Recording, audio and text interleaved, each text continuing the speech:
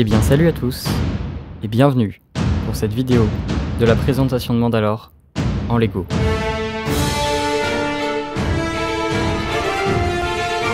Après une building series qui a duré 5 semaines, étendue sur 5 épisodes différents, Mandalore est enfin terminée. Et la voici.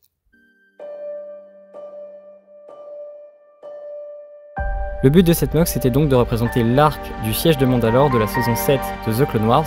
Pour ce faire, j'ai intégré plusieurs références aux 2 épisodes de cet arc, tout simplement, quitte à ce qu'il y ait des incohérences scénaristiques, c'est-à-dire que des fois vous verrez plusieurs fois une Ahsoka Tano, plusieurs fois un Dark Maul, enfin il y a plusieurs éléments comme ça qui se répètent, mais c'était pour montrer en fait tous les éléments importants et les grands moments en fait du siège de Mandalore. Cette mock, comme j'ai dit, elle m'a pris 5 mois à faire. J'ai plus aucune pièce actuellement, vraiment. J'ai dû faire plusieurs commandes, plusieurs achats pour la finir. Mais j'en suis très content. Donc c'est parti pour la présentation. L'un des éléments qui vous aura sûrement sauté aux yeux, c'est la grande route sur laquelle se déroule le principal de la bataille. La grande route, en fait, elle fait quasiment la moitié de la mock, donc c'est assez énorme quand même. Elle est assez imposante. Et sur celle-ci trône mon ATTE. Les figurines qui sont présentes, donc il y a beaucoup de clones de la 332e, ainsi que le Capitaine Rex, qui mène l'assaut contre les super commandos de Maul. Ici, vous pouvez même observer Gar Saxon qui se réfugie derrière une aile de gunship écrasée et qui communique à Maul afin de recevoir des renforts. À côté de cette route se trouve un parc. Ce parc, on le voit dans la saison 2 de The Clone Wars notamment. J'ai décidé de l'incorporer parce que je trouvais que ça manquait de verdure sinon, et je voulais quand même ajouter un minimum de végétation dans cette mock.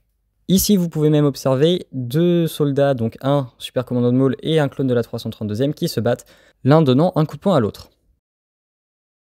Je tiens aussi à préciser que la technique utilisée pour les arbres est toute nouvelle pour moi et je trouve qu'elle rend juste trop bien.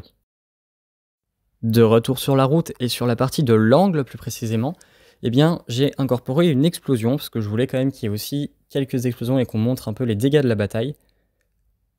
Et derrière se trouve un soldat qui est en jetpack, qui détient d'ailleurs une bombe dans ses mains et qui est suivi d'un super commando de Maul. Juste en dessous de ce soldat se trouve un autre soldat qui se fait écraser par une des pattes du marcheur ATTE.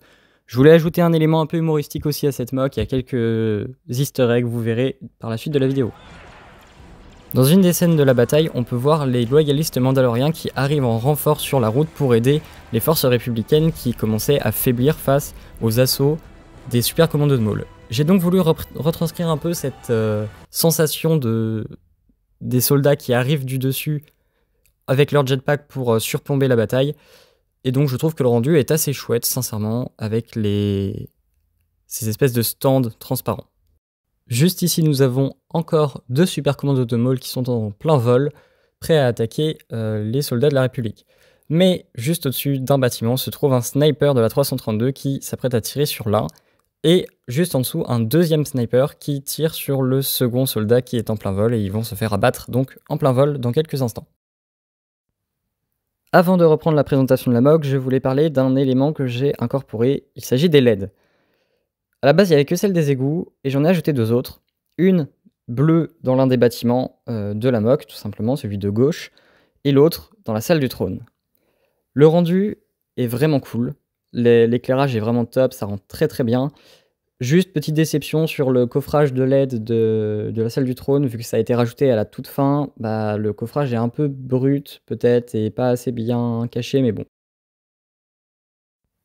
Pour en revenir donc à la présentation et donc plus précisément à ce bâtiment en particulier, tout en haut se trouve le caisson dans lequel est enfermé Maul à la fin de l'arc et qui est gardé donc par 2 Shock Troopers. J'ai pris celui du 7 qui est très bien.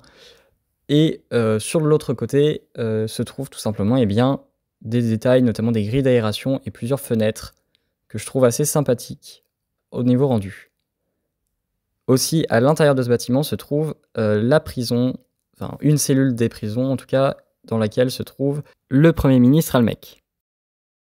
Juste à côté de ce bâtiment se trouve le bâtiment le plus haut de la mock qui d'ailleurs fait 48 tenons de haut, donc ce qui est quand même assez énorme. Donc voilà un peu, avec tous les détails sur le côté, c'est le bâtiment le plus détaillé, je l'ai fait en snot, c'était aussi pour ça, c'était aussi vraiment pour le détailler un maximum par rapport au reste, et je trouve vraiment que le rendu est top.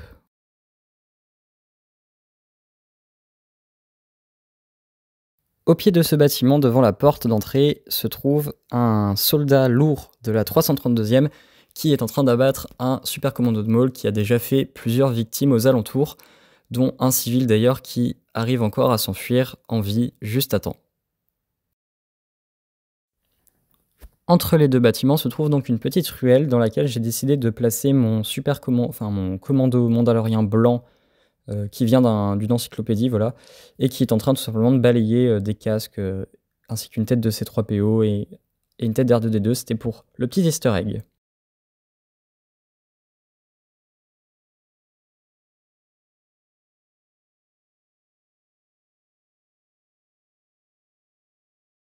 Maintenant, il est temps de vous présenter l'un des éléments les plus importants et les plus imposants de la MOC à mon sens, la salle du trône. J'ai passé beaucoup d'heures dessus et je suis vraiment content du résultat, donc la voici. Pour qu'elle paraisse plus imposante encore et un peu plus haute par rapport au reste de la MOC, et surtout qu'elle surplombe bien la bataille qui se déroule sur la route, je l'ai surélevée sur cette espèce de structure. C'est pas dérangeant, je trouve, ça rend pas moche non plus. Et voici l'intérieur avec donc la grande allée avec en dessus les lustres qui surplombent le tout. Et évidemment le trône tout au fond. J'ai gardé un peu celui du 7, mais je l'ai quand même modifié pour qu'il soit plus cohérent avec ce qu'on voit dans la série. Comme vous pouvez le voir d'ailleurs, avec les lumières de nuit, ça rend aussi très bien. On voit au travers des vitres le combat entre Maul et Ahsoka, et c'est vraiment l'effet que je voulais qu'on ressente, et j'en suis vraiment content. Les techniques pour les murs et les fenêtres, c'est vraiment pas des techniques qui sont très conventionnelles, mais je trouve que ça rend trop bien. Et comme vous pouvez le voir aussi, ça me permet d'avoir cet effet un peu de reflet en fait, tout simplement grâce aux vitres, avec l'ombre qui reporte bien la forme des vitres de Mandalore. Donc je suis trop content. J'avais peur que ça passe pas cet effet et finalement ça passe très bien, donc c'est trop chouette.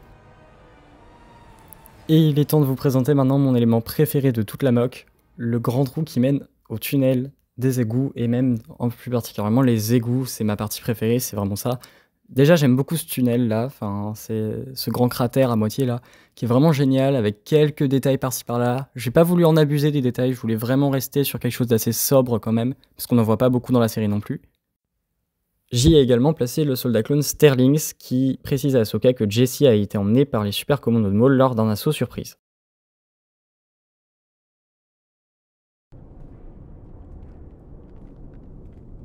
Les égouts, c'est vraiment une ambiance que je voulais retranscrire à 100% dans cette MOC. Et avec les lumières de nuit, je trouve que le rendu est vraiment très proche du matériel source. Et vraiment, l'ambiance un peu sombre et angoissante des égouts, je trouve qu'on la retrouve assez bien. Peut-être que l'interstice est pas assez éclairé et manque un peu de lumière, mais c'est pas grave en soi.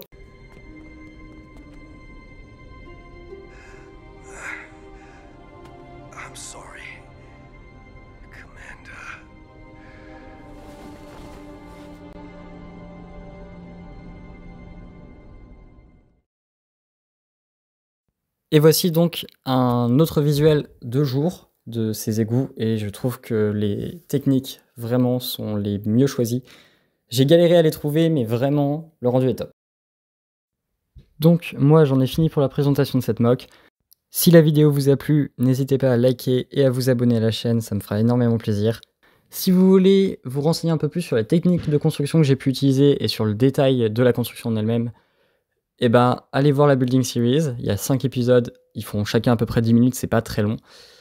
Je tiens encore 1000 fois à vous remercier pour tout votre soutien et les retours que j'ai eus à chaque épisode, c'était incroyable vraiment. Je m'attendais pas à ce qu'il y ait autant d'engouement sur cette MOC, à ce qu'il y ait autant de retours positifs, vraiment. Je trouve que je m'attendais sincèrement à ce que la Building Series fasse aucune vue quasiment et que j'ai une grosse baisse de vues par rapport à ça.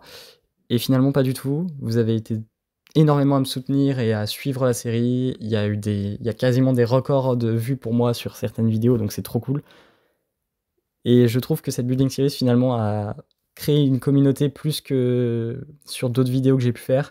Donc je vous en remercie. Moi je vais vous laisser sur ça. Je vous laisse avec quelques plans de la MOC encore, de nuit, de jour, un peu de tout en fait, voilà. Donc c'était la petite brique. A plus.